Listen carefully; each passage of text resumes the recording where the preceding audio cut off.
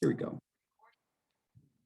Hi, this is CJ Alejandro, the chair of the North Tabor Neighborhood Association, and this is a meeting Tuesday, March 15th. And presenting first is Terry Pre-Grigsby, who is a Metro Council candidate. So I'll let you take it away. Well, thanks for letting me pop in today. And I've been trying to visit with as many neighborhoods as I can. And as I was just saying to Stephanie, there's 42 neighborhoods in Metro District 6. So quite a few. And I have, I'm on a board for the West Multnomah Soil and Water Conservation District. And our board meeting is tonight. So I won't be able to stay for the entire neighborhood association meeting, but it is really nice to get to know folks in the different neighborhoods and see what is important to you.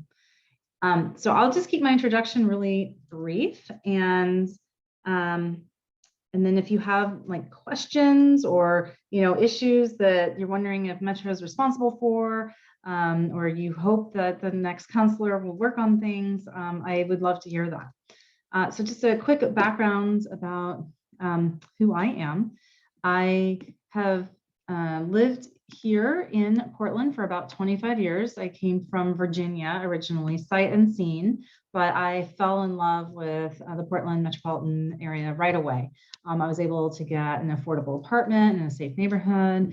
I really appreciated the proximity to, the mountains and the Pacific coast and the, all of the waterfalls. And I also, was able to get a good paying job where I could afford my apartment. So I thought this was really just the perfect place.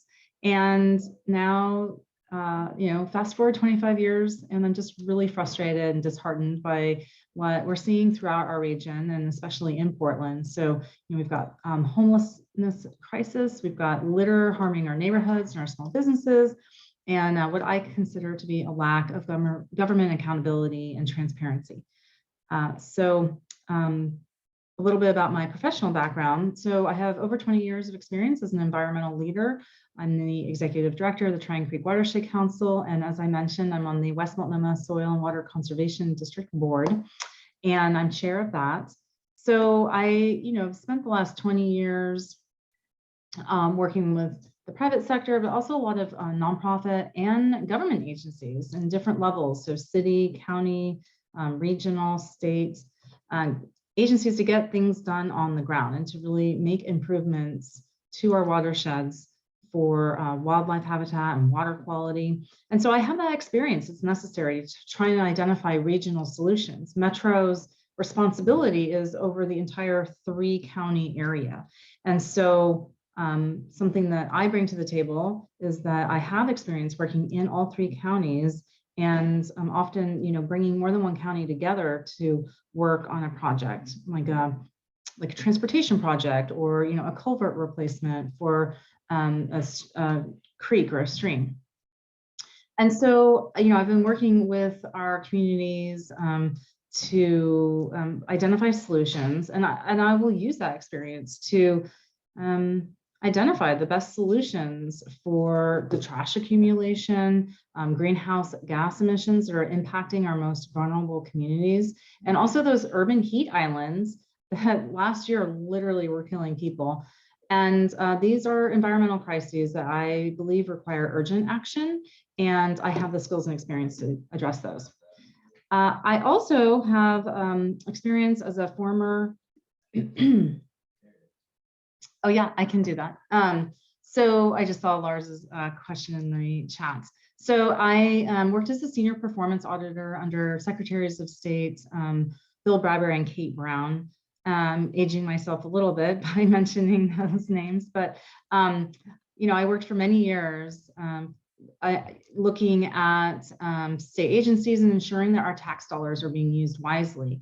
And so as Metro's counselor, I will continue in that role and make sure that our tax dollars are used wisely. And in particular, Metro has almost $1 billion of our money in taxes, levies, and bond measures. And those are all things that I totally support, but I just want to make sure that our funding is being used the way that we need it to be. And in particular, as Metro implements new affordable housing funding to build new affordable housing and provide supportive housing services, and then also build a safe and adequate transportation system, and finally to deliver the regional garbage and recycling services that we need.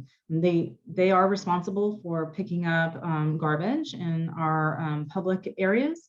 And as we know, there's a lot of trash out there in and around Portland, and that just isn't sanitary. It's really hurting our neighborhoods and our businesses. So, and then lastly, I am someone who lives with a mobility disability. And so I know firsthand how difficult it can be to navigate our public transportation system and how inaccessible many of our natural areas and parks are. And Metro owns and manages several natural areas and parks. So I, for future planning and for the maintenance and management of those properties, I will bring a lens of disability equity to those planning processes, so that I'll work with other disability advocates. I have the support of disability community in my race, and I'll work with other colleagues and experts also to make sure that when Metro is planning for the future of transportation, natural areas and parks, and new housing, that's centered on accessibility for everyone, regardless of ability or age. 75% of us will experience a temporary or permanent disability at some point during our lifetime. And currently in the metropolitan region, at any level of government, metro or city or county, there are no elected leaders who represent the disability community, even though 75% of us will be a member of that community at some point during our lifetime.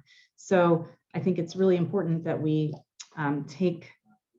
that we use that perspective to make the best decisions for today as well as for the future. So I took a few minutes here, and I know that you have a lot of other business to get to tonight, so I don't want to waste anybody's time, but I'd love to answer questions if you have any. And then I think that Lars asked, yeah, okay, I'll put that in the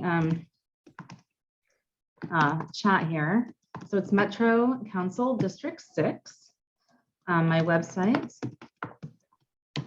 And I guess my bullet, yeah, I can put the bullet points here too. So I had a question. Oh yeah, Robert.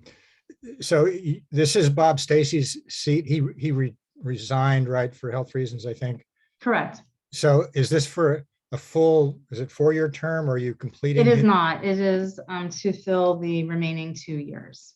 Remaining 2 years. Mm-hmm. And so the election in May, I don't know how many other candidates that are running. Yeah, there are only 2 of us. And so Okay. because it's a nonpartisan position, and there's only 2 of us, that means one of us will win in May, and it does not need to go to November. I guess there is a scenario where if there was a very large write-in campaign, that could change the outcome. But typically, if there are 2 people in the primary for a nonpartisan, one of them wins 50% plus 1 vote. Okay, thanks for the clarification. Mm-hmm.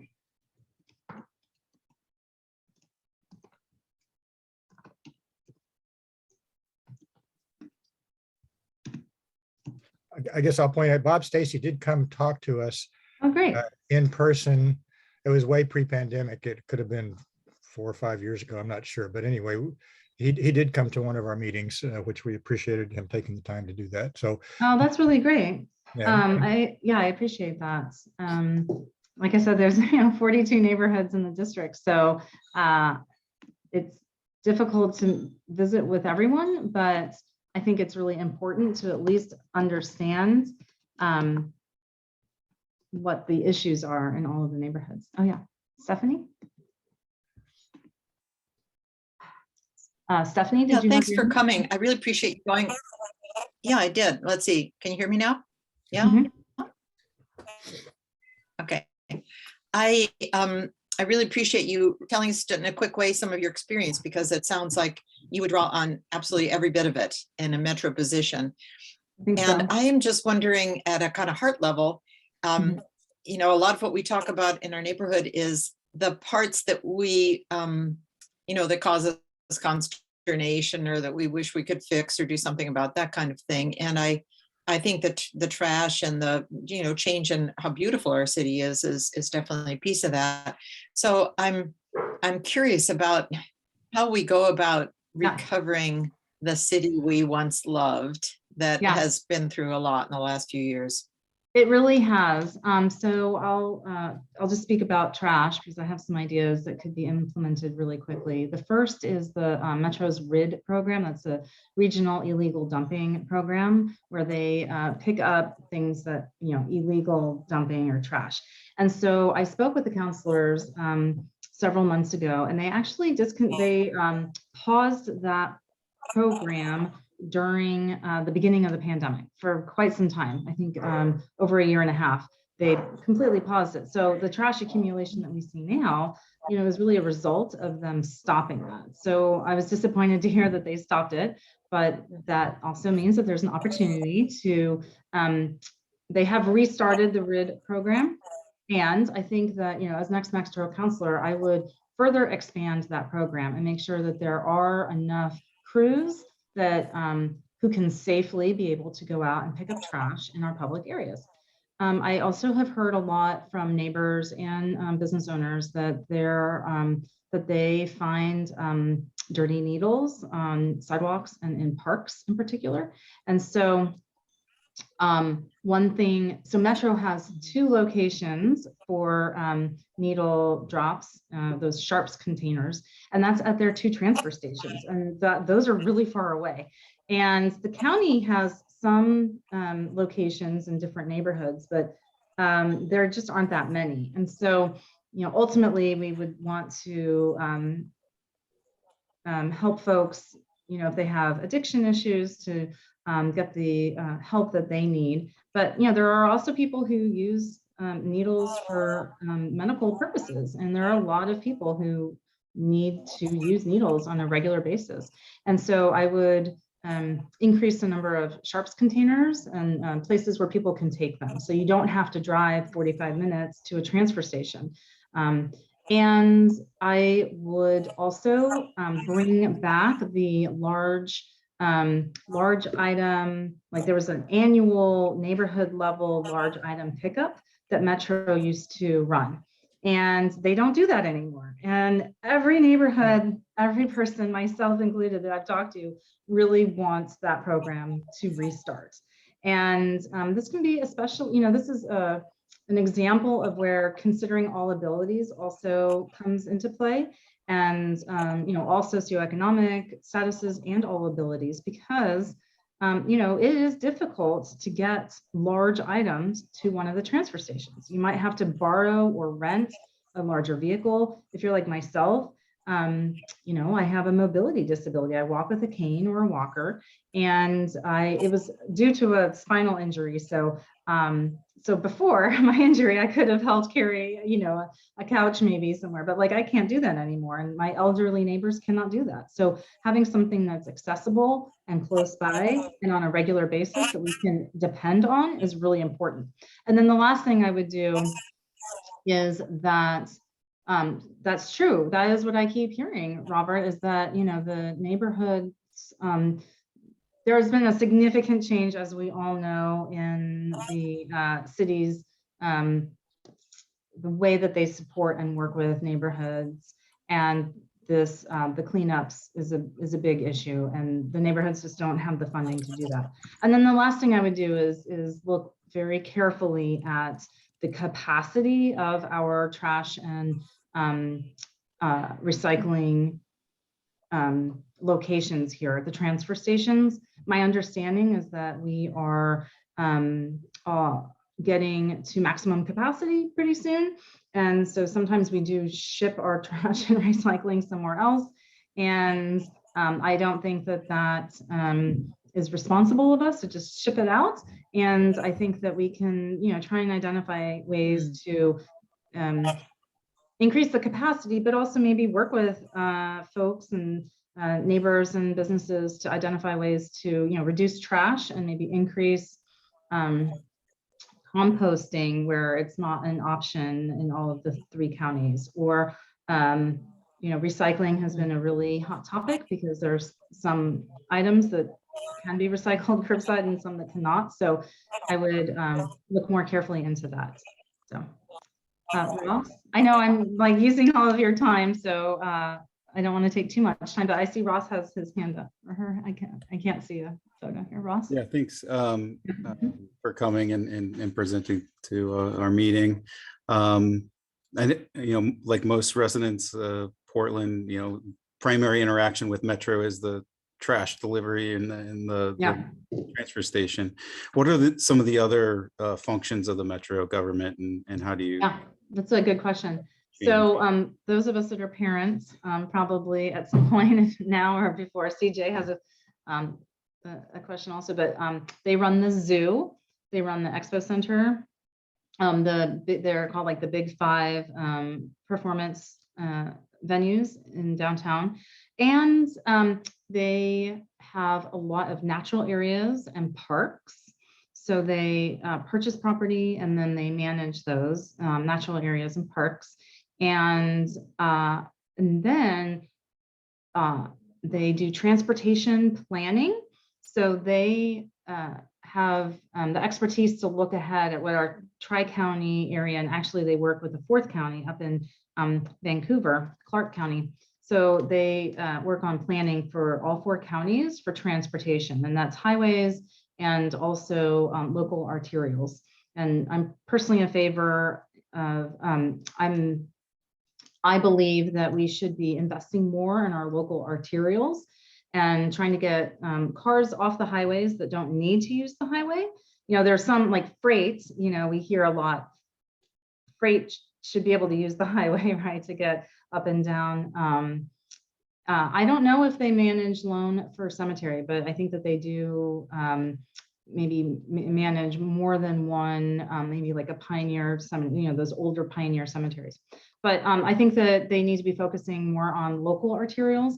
And by that, I mean like increasing public transportation and safe walking and biking routes, and just make sure that our local arterials function better, right? And I would love to be able to take public transportation. I cannot bike anymore, and I just don't have public transportation near my home. So I could drive to a transit center. That's certainly an option, but I think that we can invest more in public transportation. And in doing those things, we're supporting our communities. We're getting people, if you can walk and bike, that's a really healthy option for your physical health, but it's also healthier for the environment. And a community that I've been working here in Southwest, I'm part of the Southwest Equity Coalition. And so that's where there's about 40 nonprofits that go from government agencies from downtown Portland all the way south to Tualatin. And that's on the other side of the river from you folks, but it is a model that is being replicated throughout the area, but it's looking at the whole corridor to identify transportation improvements and new housing.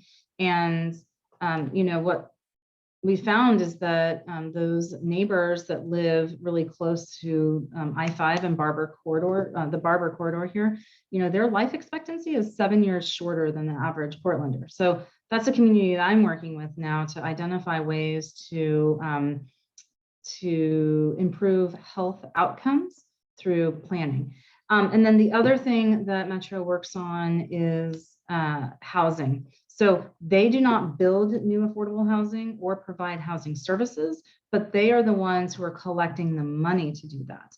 And so that is why, as a former auditor, I'm really interested in knowing how they're using, our literally hundreds of millions of dollars to invest, because like I said, I voted in favor of those bonds and levies. I think it's really important that we build more housing, and that part of that is affordable housing, and that we are providing housing services, which includes like mental health and addiction services, workforce training, and childcare to help people maybe interrupt their cycle of unemployment or homelessness, addiction, and get them to a place where they're healthy and more resilient and independent. But those someone needs to really be looking out for how those dollars are being spent.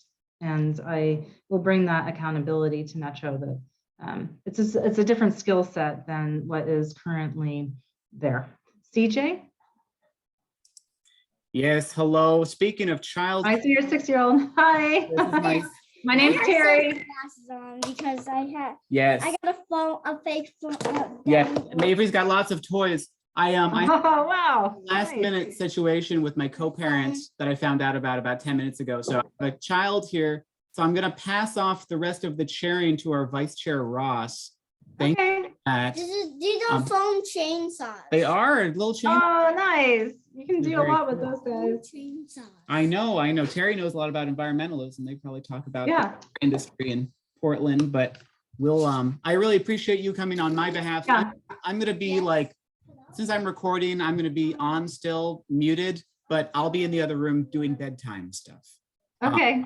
Thank you, Terry. And thanks Well, everybody. thanks for letting me drop in tonight. And I'd love to hear from you if you have any questions or like ideas. I think it's really important that that our counselors hear from neighbors about what they need and incorporate that in their decision making. So I'll just leave my email here, and I don't want to take too much of your time here during your monthly meeting, but I really appreciate your time. And if anyone is interested in learning more, or like I said, giving me ideas or getting involved, I'd love to work with you on that. So, all right. Well, I'm going to go back. Like I said at the beginning, yeah, I have a 7 o'clock also a board meeting for the West Multnomah Soil and Water Conservation District. But since I'm chair, I have to go. Otherwise, I would listen in to what you're working on. But I really appreciate the time, folks. And I hope I have your vote in May 17th. So thank you. Okay, thank you Have a very nice much, evening. Terry. And yeah, have a good rest of your evening. Thanks for taking the time today. All right.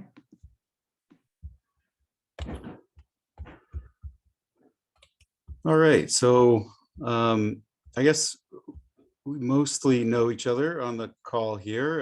If there's any newcomers, maybe this be a good opportunity for introductions. David, have you participated in the board meetings before?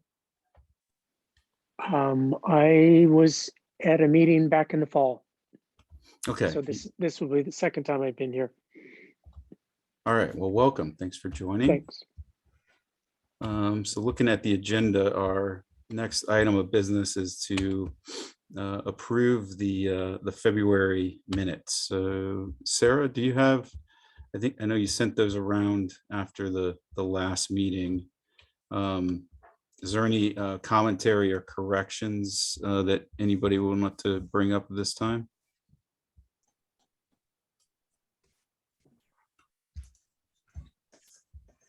I'll go ahead and move that we accept the minutes that Sarah provided us. I'll second that. Okay. let me get this. Okay, anybody not would does You anybody ask- oppose? Ask for discussion. There probably won't be any, and then we can have a vote. Okay, would there anybody like discussion on that motion? All right, let's vote to approve the minutes. All in favor, raise your hand on the camera or Do we have a quorum, actually? Yeah, 1, 2, 3, 4, 5, 6, 7. Yes, if CJ, yes, we do. We barely. But we do. Okay. All right. We only have 11 board members, so we only need 6 Six. plus 1. We only need 7. So Well, we need 6, actually. Yep, so we have 6. We're good. Very good. The minutes from the February meeting are approved.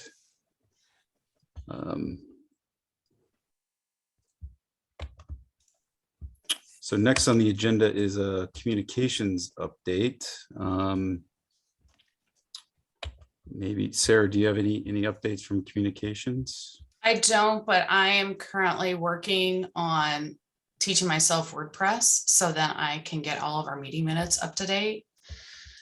My life this month has been really crazy with work and kid and everything. So I'm carving out some time before I leave for spring break to get us up to date on the website. I did see some changes I've made to added Ross and took away some people, updated board members. So I just did that on the website, and I'm trying to slowly update things that I know of. So, but I'm not an expert, nor am I a graphic designer. So I apologize if it doesn't quite look like it should, but I'm hoping to, if I have some problems, and I'm gonna email Jules, and hopefully she can help me get, it's mostly just like appearance and editing or formatting issues that I'm having right now. So, but anyway, I'm gonna get the minutes updated,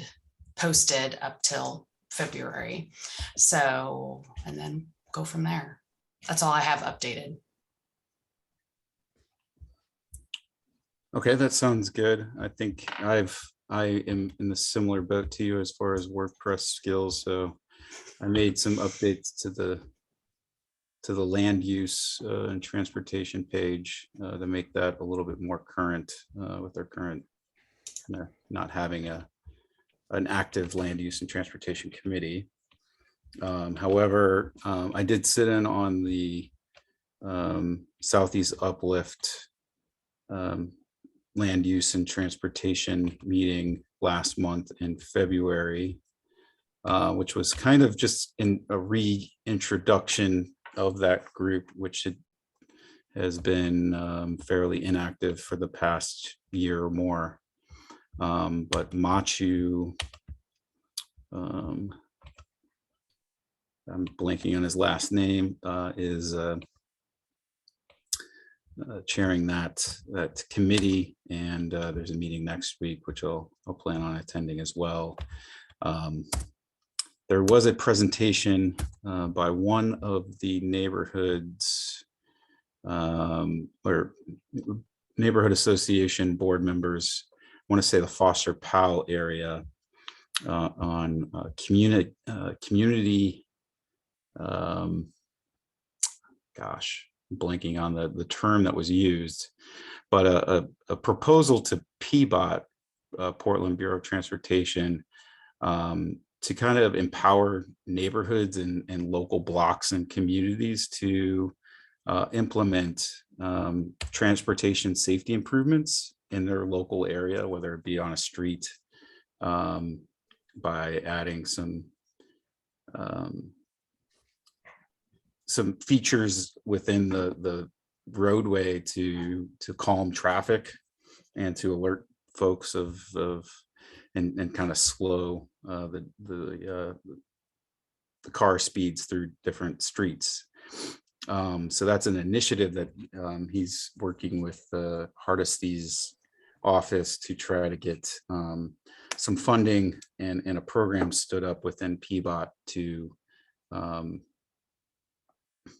get that as something that communities can initiate through some design standards and some also just some freedom for individual citizens to kind of help improve their streets and their local communities. So excuse me, Ross. Yes, go ahead, Lars. I know Lisa is out of state right now, so that's why she's not attending.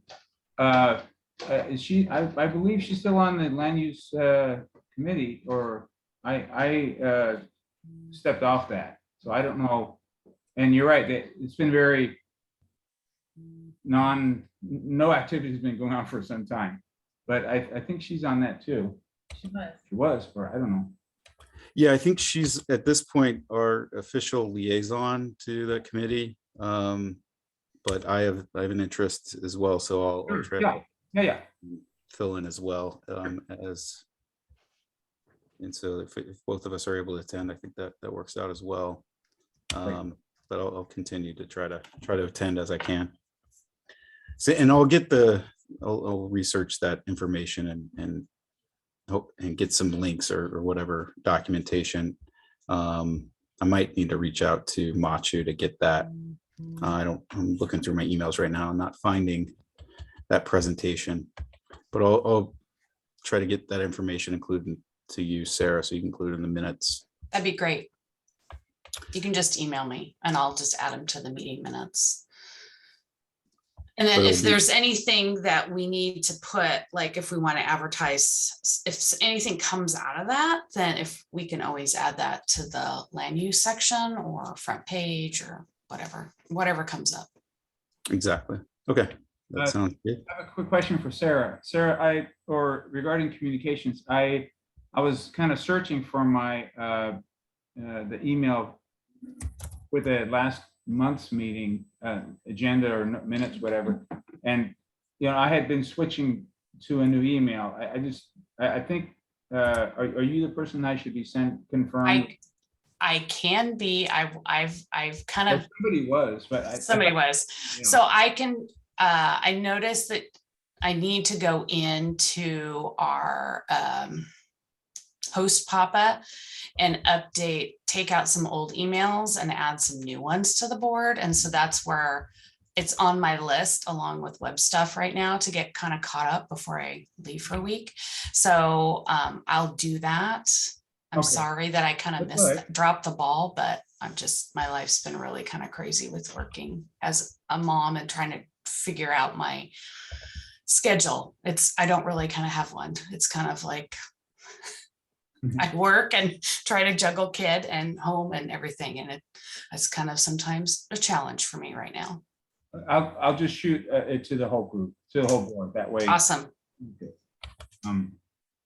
I would mention that as far as the land use for Southeast Uplift, land use and transportation, they're actually two separate liaison positions because Southeast Uplift always combined those in their in-person meetings.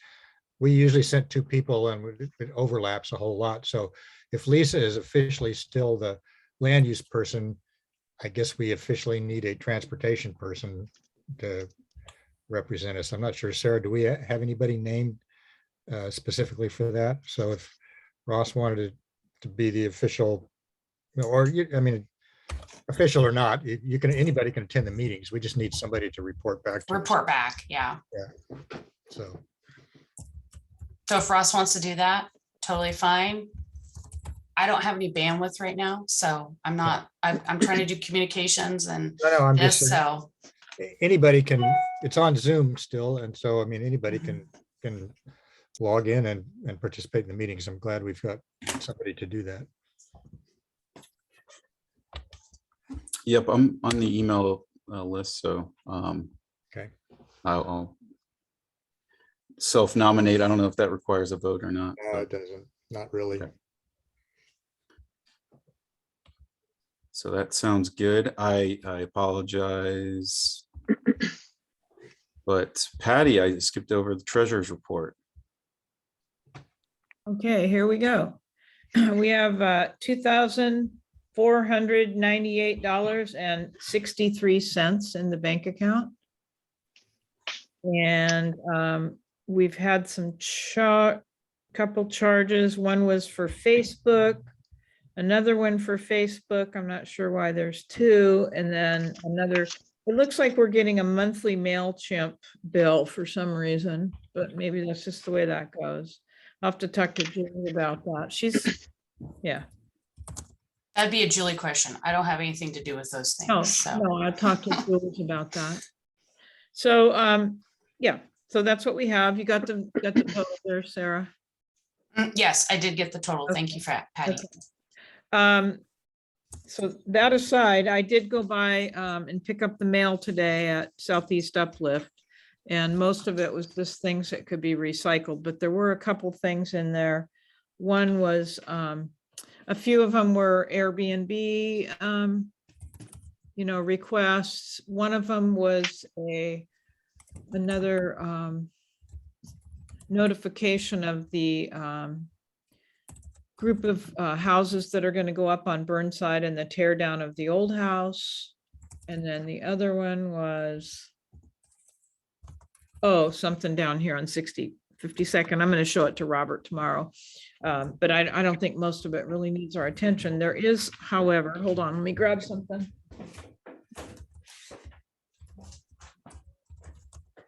While she's doing that, I guess I'll mention that everything that she mentioned, bills coming up, those are all communications related.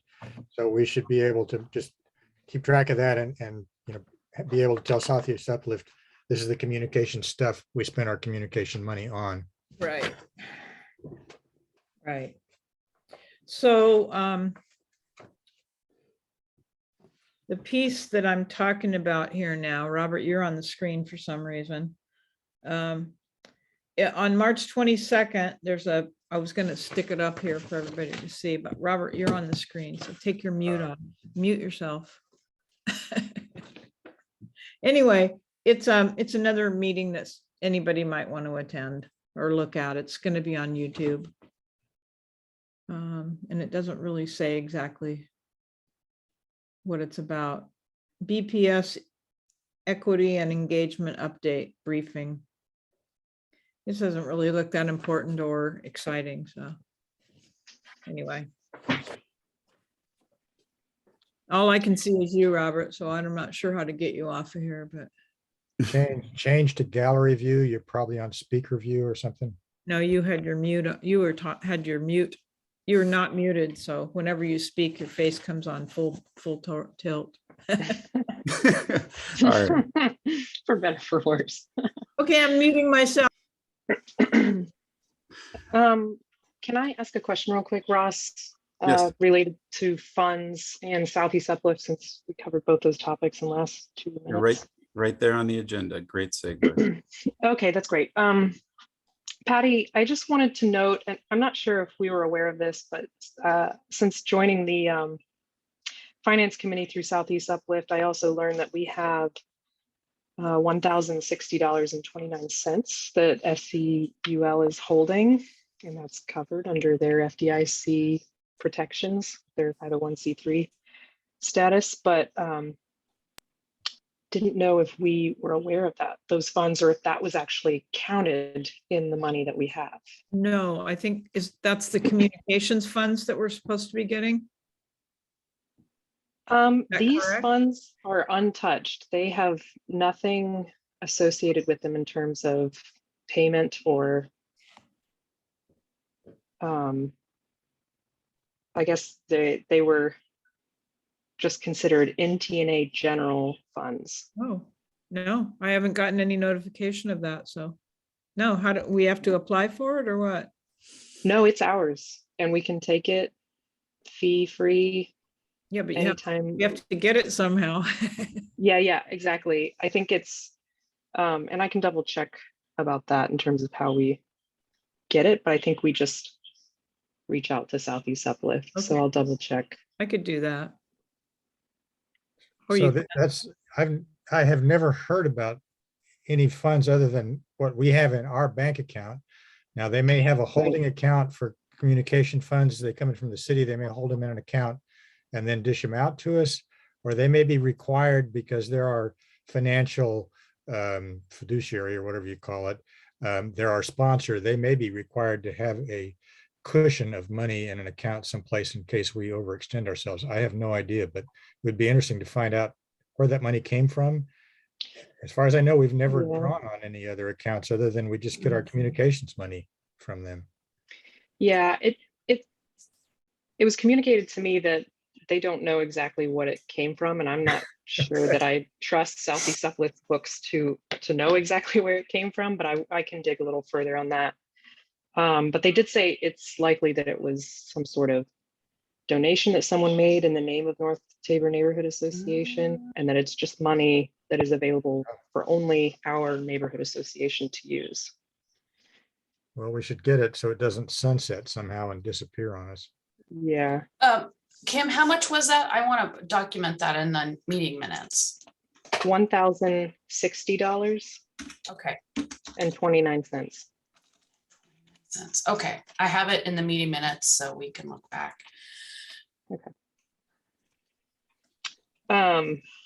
So that was a very specific topic. In general, with Southeast Uplift, we are still a little bit focused on kind of, I won't say a legal battle, but more just logistics of how the organization is operating and some issues that they need to get addressed.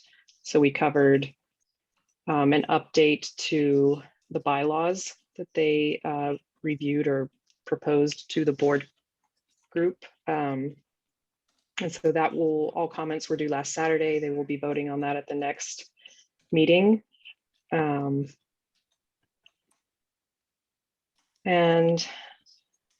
in terms of, sorry, I pulled up the wrong notes. And then there's also just an ongoing issue with the Richmond neighborhood and Southeast Uplift going through a mediation process with that neighborhood association. So still not really anything too useful to the neighborhoods to share with that, but we're hoping that in the meetings coming up that we'll be able to address more community and neighborhood focused efforts. So Kim, do we have a representative now that Leah's gone? Who is our representative? For North Tabor? Yeah. That's me right now. No, I mean from Southeast Uplift. Oh, coming to our meetings? Yeah, just our person. Good question. There's somebody, I don't know. Is there somebody Julie there? No. No, right now it's just Tina, Nancy, Machu, Sharon Wind. Okay, Tina must and be. Ash Hester. Okay.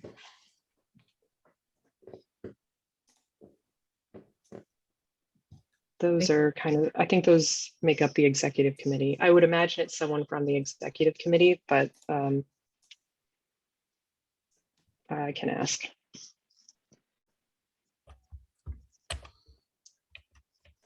All right, we've got an action item. Kim will report back who our official Southeast Uplift representative is next month. Yep. Okay. I guess is that the update for Southeast Uplift? Anything else? Nope, not for me. Okay, so the next order of business is to clarify the Southeast Uplift liaison / board membership rules. In our January meeting, we voted to nominate Kim as our liaison to Southeast Uplift. So basically, the way I read the bylaws is that that liaison role is to provide updates from the board meetings of Southeast Uplift and be a communication conduit between the neighborhood association and SEUL. So I guess there's another. I don't know exactly the intent of this new business item, but is there someone else that wants to chime in there, add to that? Was a new business for me to speak. I'm not sure if CJ said he had me down at the end of the meeting, and I'm running for City Council, Joanne Hardesty's position. And I just wanted to take a few minutes to tell you guys, I mean, most of you people know me, know I was born and raised in Portland, and I have volunteered throughout my entire life, starting in the high school as a mentor, a big sister, and a candy striker, which probably most people don't even know what that is anymore. But it was like an assistant at Providence Hospital. And the reason I decided to run for office is because during the summer, a guy was shot on our corner and killed. And my son ran out after we heard the gunshots and came back in and asked for a towel to start doing compressions. And the guy died anyway. And then when I finally threw my hat in, it was because there were 7 shootings down at Normandale Park. And I thought, you know what, I'm gonna do something. So I threw my hat into the race, and my main things are gonna be houselessness, working on that, and mental health and safety. And I have some great ideas, I think, for climate crisis. One is I've already been talking with the Oregon Food Bank about making like little library sort of things, which would be a free food pantry to help people, not just the houseless, but people that are struggling with poverty in Portland.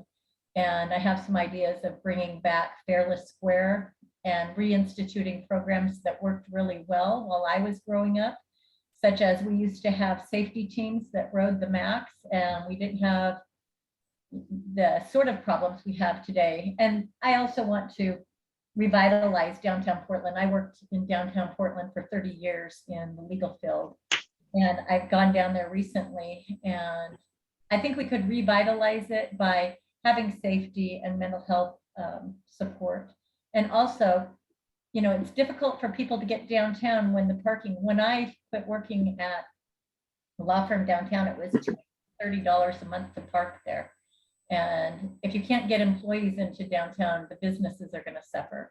So those are my main agenda items for what I want to achieve. And I grew up in a family with 9 kids, and I also coached soccer and basketball.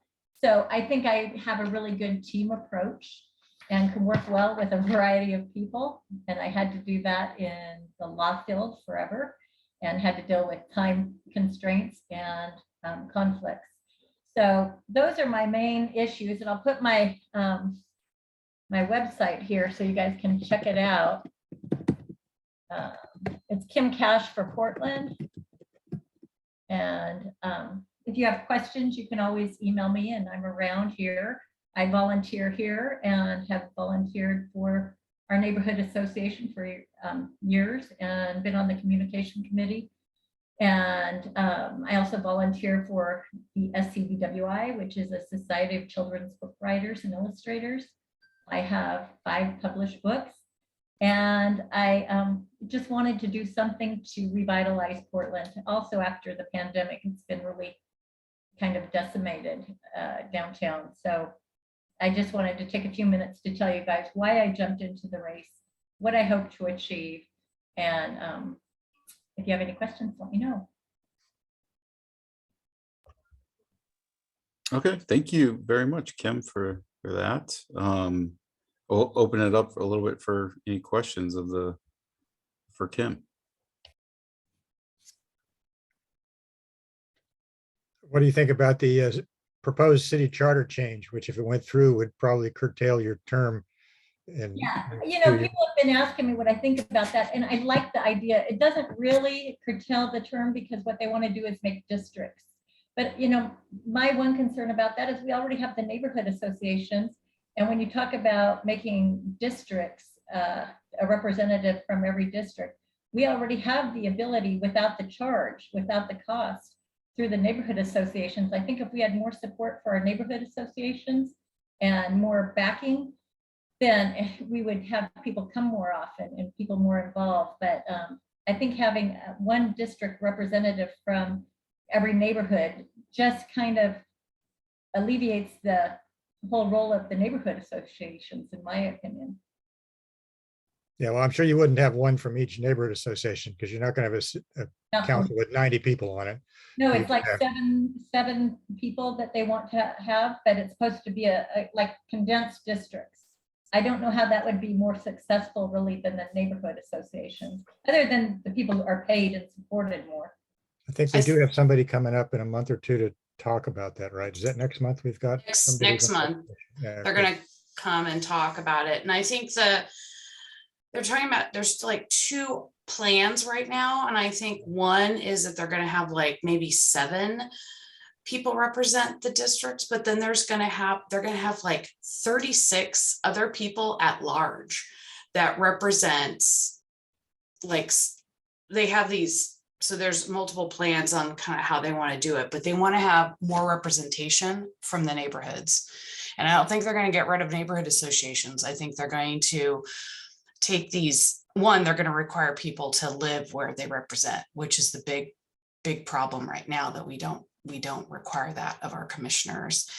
And that there's going to be a business manager over, the commissioners are not going to be over bureaus. Yeah. That's the big thing. And that they're going to have business managers over the bureaus. They're gonna have a city manager like every other Yeah. city in Well, yeah. the country. Yeah. So that's, I think, the big change, which I'm all for. It's been needed for years. So anyway, We'll get the details. we'll when- get the details next month. So, but they have to transition from the current Yeah. at-large, so there'll be a plan. It'll be interesting to see how that's gonna work. Mhm. The other concern I had with that is that the people that were appointed to do the charter recommendations were appointed by the commissioners. So I don't know. I like the neighborhood associations. That's why I volunteered throughout the years. And I like that anyone can come to these.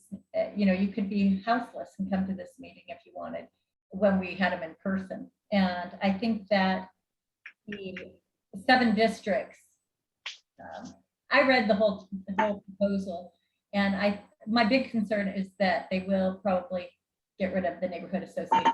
If that is the job of the neighborhood associations, is to be the voice of the people in the neighborhood.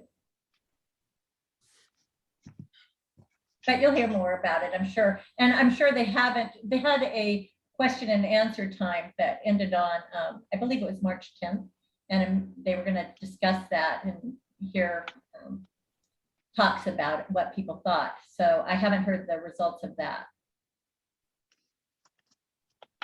This meeting is just facilitating itself. That was the next item of new business on the agenda. So I guess, is there any discussion or people more knowledgeable than I am on the city charter public meeting process and any feedback? Well, we're gonna find out next month from somebody from the commission. And then, I'll point out that the current commissioners or council people, some of them, Ryan and a couple of others, I think, are highly supportive of changing it. So it's not like they're trying to protect their position. Now, they may run for, Ward 3 or something like that. Right now, they all live in the city of Portland, so they all live because we have this at-large system, which is, there's a lot of drawbacks to that. It dates back to the 19-teens, and there were a lot of cities had this type of system, and there was a reason for it 100 years ago, but there's not a reason for it now, in my opinion. So yeah, we're the only one left with it, but it'll be interesting. We'll have a good discussion next month from the person with the Charter Commission. They have the same kind of setup in Spokane that we have here. I talked to somebody about that just this weekend. Do they? Yeah, Yeah. so they're a medium-sized city. So But there are others.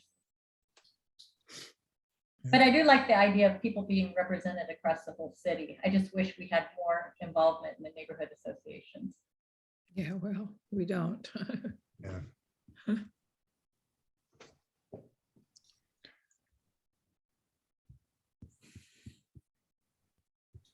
So that it? So the next agenda item, I think, was maybe more of an announcement than anything. I don't know who proposed the agenda item or can speak to it, but there's a link in the agenda, and I'll try to share my screen here to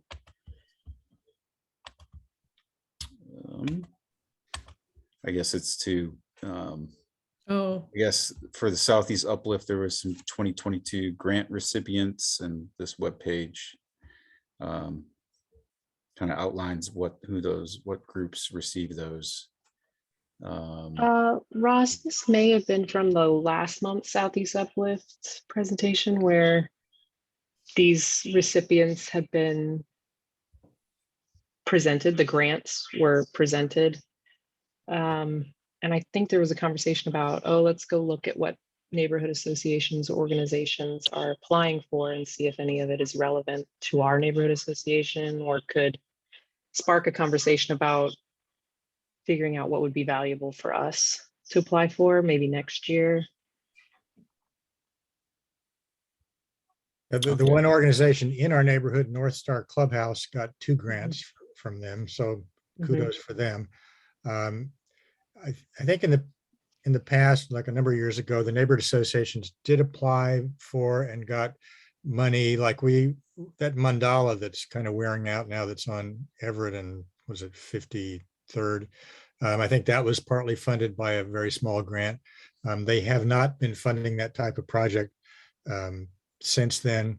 It tends to be more not geographically oriented groups like neighborhood associations, but you can see the type of organizations that did get money. And so that tends to be where they're going.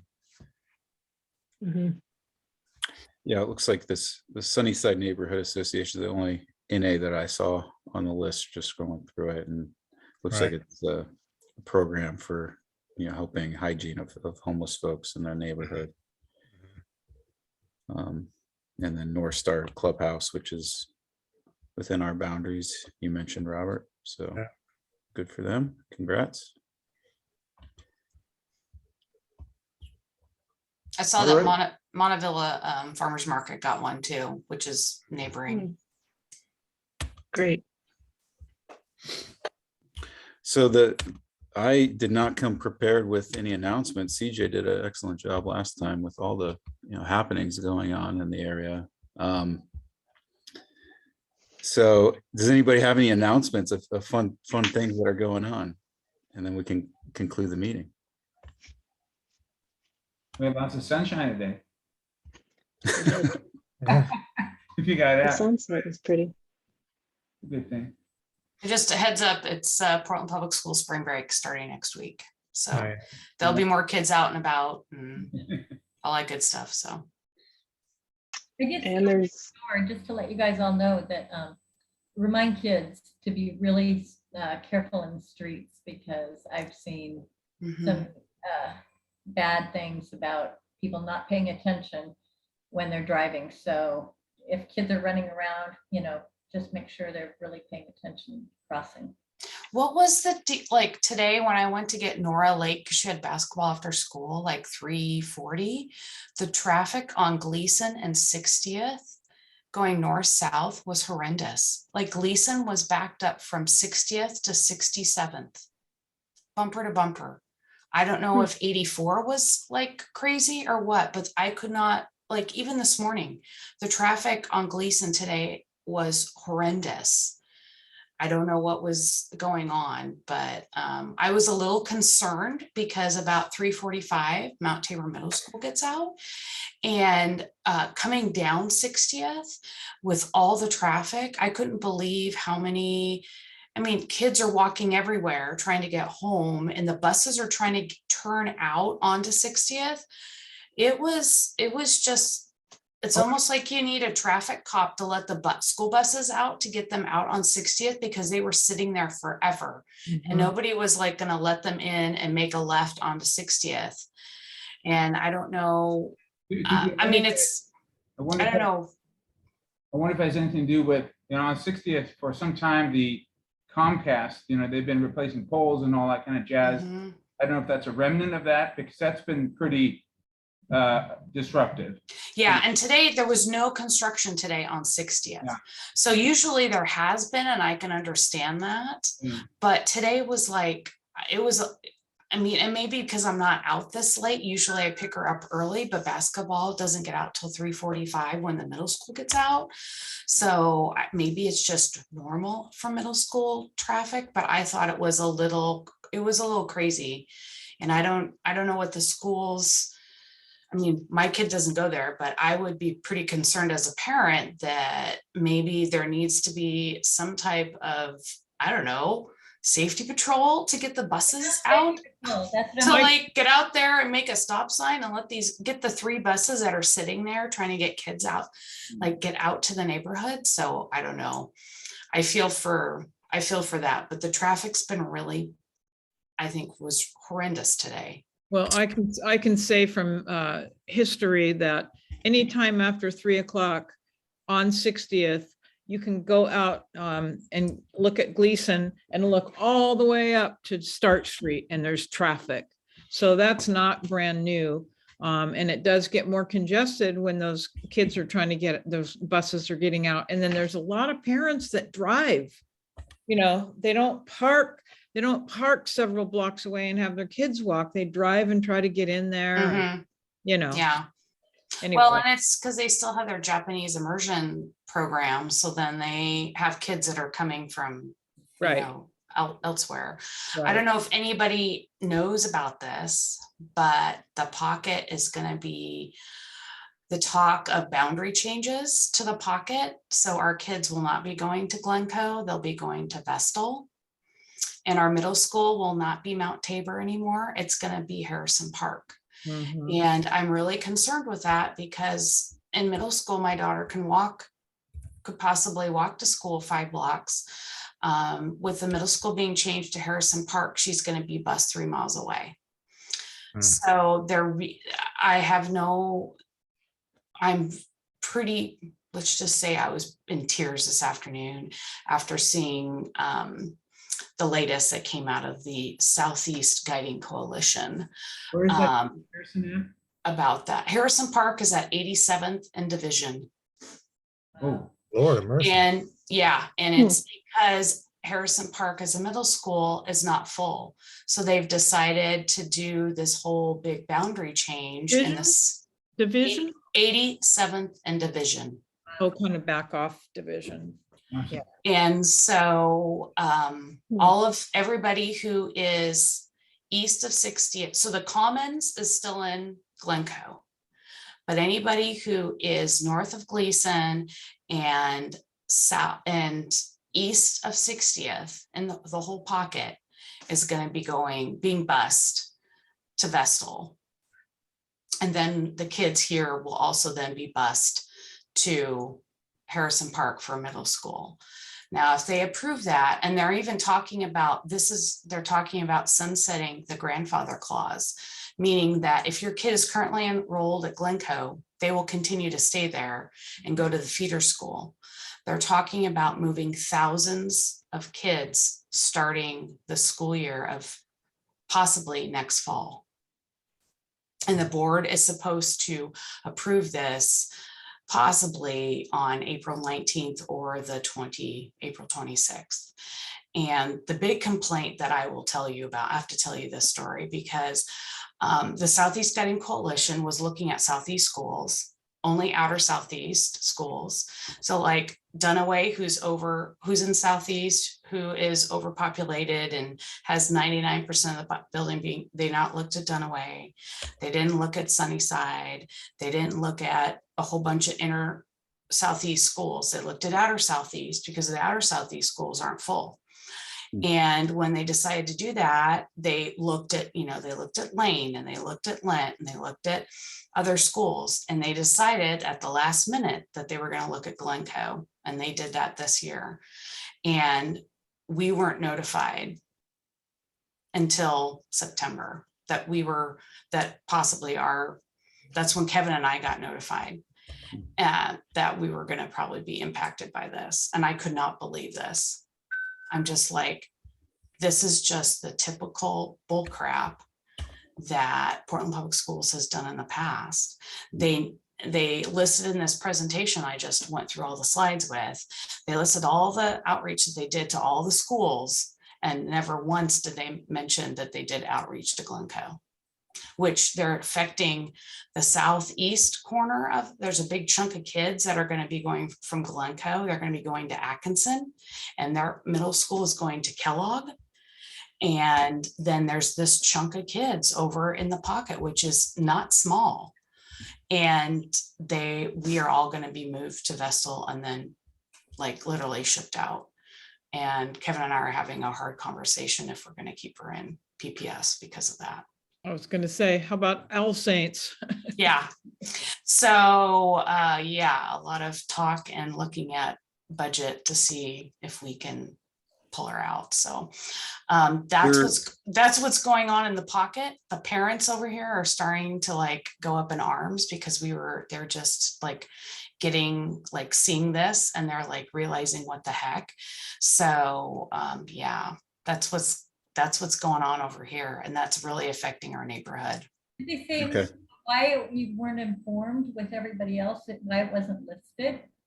Because they decided at the last minute that they wanted to look at because Glenn, so their criteria was. Can I Oh, butt in a go little ahead. bit? Yeah, I'm gonna move to adjourn the meeting and then you can sure. continue this We could conversation totally do after, that. unless there's something else. Okay, I'll make a motion to adjourn. Excellent. Second. All in favor? Need a All second. right. Got a This- second? Okay. Yep. That concludes the neighborhood meeting. We'll keep the meeting going for further discussion, but thanks for everybody's time today, and we'll see you next month, or we'll see you in the neighborhood. Thanks, Ron. One thing Awesome, on thanks. a different topic, I just wanted to mention something. Patty and I were talking about this earlier, we were talking about parking and child safety and kids in the street and that sort of thing. Apparently, it's been state law all along that you can't park within 20 feet of an intersection. But the city of Portland has not enforced that for decades. So you'll have cars parked even blocking the sidewalk. Yes, I've Or close to encountered the that on street. walks And with so Nora. it's bad for pedestrians, but also a car who's turning onto another street, they can't see around the car that's parked, too close to the intersection. So apparently, as a result of a lawsuit, somebody who was killed a few years ago as a result of this, the city had to pay like a lot of money, and they are starting to enforce that. And so we noticed actually walking around over on Mount Tabor, they're starting to put actual no parking from here to corner signs on selected intersections. So that should help the traffic safety a little bit. It's also going to remove some, never really legal on-street parking spots, but people shouldn't have been parking there anyway. So you can just kind of be looking for that happening over the next 6 months or whatever. Okay, thanks for that, Robert. I put a link in the chat for the city of Portland's report, and you can report different things, traffic safety concerns. I reported one actually last week about the intersection here at 60th and Davis. And then there's other things, parking, illegally parked cars is also on there. Yes. So There's use been a bunch. use the system if you are So can I, interested. so Patty? I did contact PBOT and talk to them about what's been going on with the cut through traffic, and asked them when they were going to put those concrete barriers up, and nobody's gotten back to me about that. But today I did see down on Everett, and I talked about Everett Street being one of the issues. Down on Everett Street, they had the little markers going across the street when I rode down there today. So I don't know if they're going to start tracking traffic again and reassessing that or not, but cut through traffic has been insane through here. You talk about it being backed up on Gleason. Well, as soon as it backs up on 60th or Gleason, they're just coming this way in the mornings and the evenings. So hopefully, they'll get those concrete roundabouts, and it'll slow people from trying to cut through again more. We'll see. I don't know, we called 911, well, first we called the non-emergency number this weekend because there was a bunch of furniture on the freeway that had been fallen on I-84, and I called non-emergency, they just hung up on me. And when I called 911, I was put on hold for a very long time. So my point is, it's best to avoid some kind of interaction. I just want people to be aware there's not enough police response for crisis, let alone regular stuff. So just be aware and be safe, and make sure if you have kids or grandkids, you're telling them to be very cautious in the streets. Yeah, I think Portland Police made an announcement not too long ago that they're going to stop responding to like petty theft calls and minor traffic violations, things like that. I think that was believe- Vancouver, actually. Was that Vancouver? That's what I heard this morning anyway. So Sarah, were you finished talking about the school thing? No, but I was gonna say that they decided to look at Glencoe at the last minute, and I felt like that they have not done their due diligence of talking to the Glencoe community about these changes. And that I know there's a petition and a letter that's being circulated in the pocket right now that's going to be going to the school board in addressing of those issues of lack of communication, lack of transparency with all affected communities. And I feel like they think they did their due diligence. They list all, they list that they've done massive outreach to all of the population, people of color with Lent and Lane and, the outer Southeast schools. But when it came down to it, when they decided to add a last minute school, they didn't do their due diligence and they just assumed that, we're just going to add it and we're going to take these chunks of people and we're just going to move the kids. The big thing is I have not seen in any of the plans, a plan that tackles talking about transportation and how much this is going to cost by busing all these kids, because now they're going to be talking about moving thousands of kids across the school district to different to outer Southeast schools to fill them up. And they talked about utilizing building space and all this kind of stuff, but I don't feel like they really, there's even the commission came out and said they still have major concerns about breaking up the community. It's like you're taking a bunch of kids that already have established a community who have gone through a pandemic, and now you're going to tell them in another year they're moving schools. There's no plan of a transition of when this is going to happen, when this is going to be implemented. When they did boundary changes with Sabin over in inner Northeast Portland years ago, this has had to have been 10 because I was still working at the school district then. There was a huge uproar about this will affect people moving in. It won't be affecting. Portland Public Schools has never done a boundary change with a school to move kids.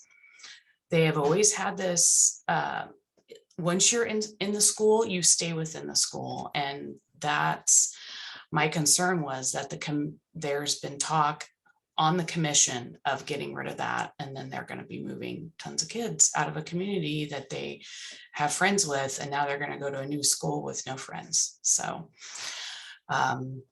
yeah, it's a pretty big thing, and it's starting to become a very big uproar at the school. So there's my update. I'll update you next month on what's going to happen. Well, hopefully they haven't made that decision. Hopefully it's just a talk. Well, the board, it's already gone through the commission and they voted on what they're going to present to the board and send to the assistant superintendent. So we'll see what the board has, because there's a lot of people going to be standing in line talking to the board about what's going to happen. Yeah, it just doesn't sound fair. No, it doesn't. Well, because 87th and That's a Division, long way. that's like, you might as well go to Gresham. Yep. No, not, but that's. Yep, it is. It's a So, long way to go. yep, it is, especially for over here. You're Especially definitely when, our middle school is 5 blocks away. Yeah. Yeah, less than half a mile. So, well, I'll let you guys go. Thank you, Ross, for keeping this open, and we will talk to you guys later. I'll get your, Lars, email me your new emails and I'll get those I already updated. sent it to the whole board. Oh, perfect. Thank you. Bye, guys. Have a great evening. Thanks, everybody. Have a good one. thank you, Ross.